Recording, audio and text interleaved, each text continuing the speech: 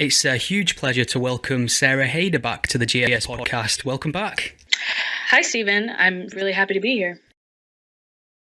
I wanted to switch focus a little bit and talk about one of my favourite comedians, Reza Aslan.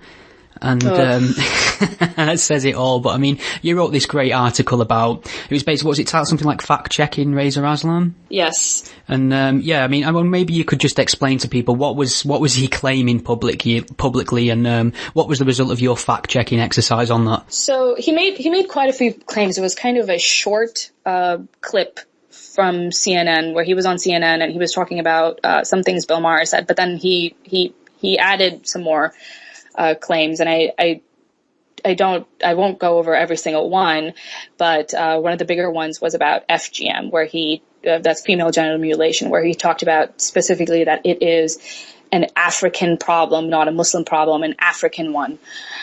He also said that it was interesting the way he sort of hedged around the issue of women's rights by saying, well, we have, this many Muslim countries that have had female heads of state.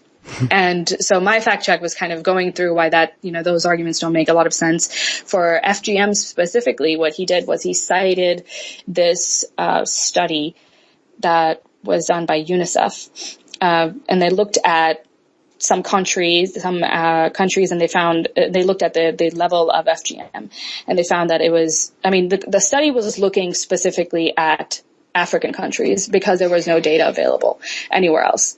Not because there is no FGM anywhere else, but that they weren't able to get the proper amount of data for countries in South Asia, for example.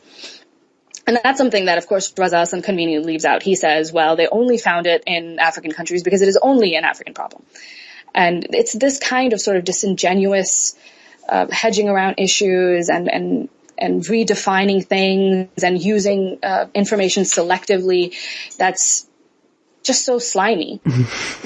Talking bullshit, I think, this is how it's usually known. Right, and he's a scholar, so he should know better. So the way that we found out because I read the FGM, the UNICEF study that he looked at, and my first impression was, well, it seems like they didn't really look at other countries.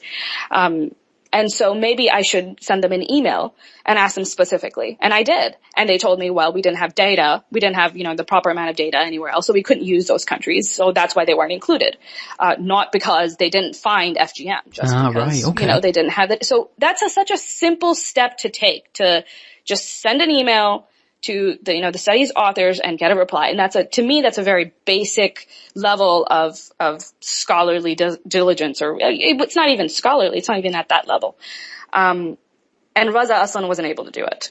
And he didn't even bother doing it because this was something that seemed like it fit in well into his agenda.